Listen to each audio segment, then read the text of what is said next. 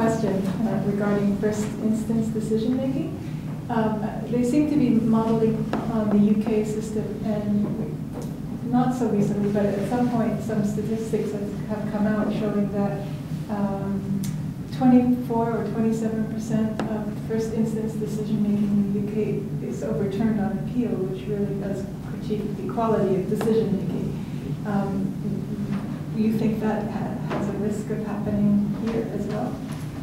Oh, well, as I said, I think there's a risk. I think you see the same phenomenon in the United States, where first instance decision making is much less, claims are much less successful than appeal. So I think that's a concern. But everything will come down to how Immigration and Refugee Board management deals with the independence issue. So Immigration and Refugee Board is still meant to be a quasi-judicial administrative tribunal. It's still supposed to be an arm's length from the government. If management does not interfere with the decisions of the staff who are making the determinations, this might actually be a positive thing, and grant rates could go in either direction. So a lot hinges on the response of management, which is, maybe that's a good thing, maybe it's not. It depends who's involved and what the institutional culture is. A technical question for Sean, and then a more philosophical one for Jennifer. On making the first claim, on establishing the claim, is there a time limit on doing that? In terms of you're only allowed to be, you've got to do it within a year of being in the country, like in the United States, is that what it is? Yeah, no, there's no time bar.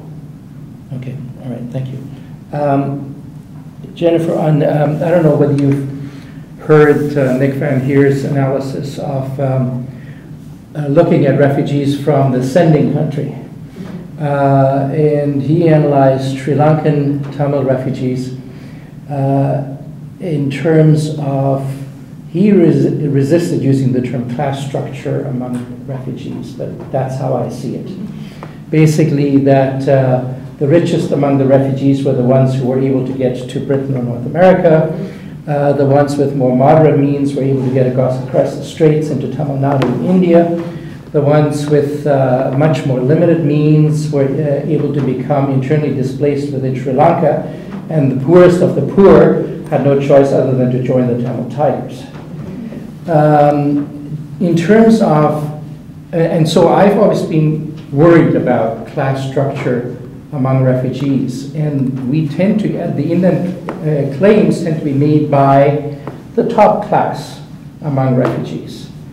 So that from that perspective, it looks like it's a good move to give much more emphasis on resettling refugees from the camps.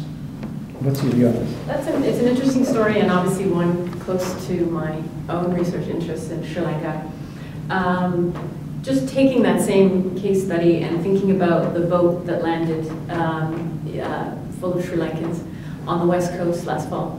I think today, I think the class structure is still there, but the means of funding passage are far more transnational, and I think Nick would agree too that many of those people in that boat may themselves not have the means, but they have family in Toronto, they have friends back home who are willing to put up some money for them, or perhaps someone to whom they indebt themselves in a kind of smuggling contract to get themselves over there. So again, human smuggling, unfortunately, the more policies and walls we put up, the more people will look for another route around, and the human smuggling routes, I think, are going to be, on the increase because of that. So human smuggling is a little bit class specific. You have to look like you're going to be able to make it and work and pay back the smuggler. But that's what worries me, is that if you make it illegal to make that claim, you're just going to deflect people who are going to make that claim. Again, you can't make it at a land border if you're at the U.S.-Canada border because of the Safe Third Country Agreement. If we you look at claims, the numbers are right back where they were before the Safe Third Country Agreement. People are getting here. So it's a really interesting question, and I can't say too much more. Right, but I mean, if one pushes that logic all the way, then I think the solution is to treat all borders like the Ontario-Manitoba border, no controls, and that makes the refugee problem itself disappear. Oh, I wouldn't argue for no borders. You would not? No, that wouldn't be my, no, I think because I political suicide. sometimes see that underlying some of the refugee advocacy. Yeah, I'm sympathetic to that. No, I'm sympathetic to it, but I do think politically, yeah, that it would be very hard to sell. Although I'd like to see maybe Jason Kenney try to sell it, since he's not selling refugee protection. But it's a good point there.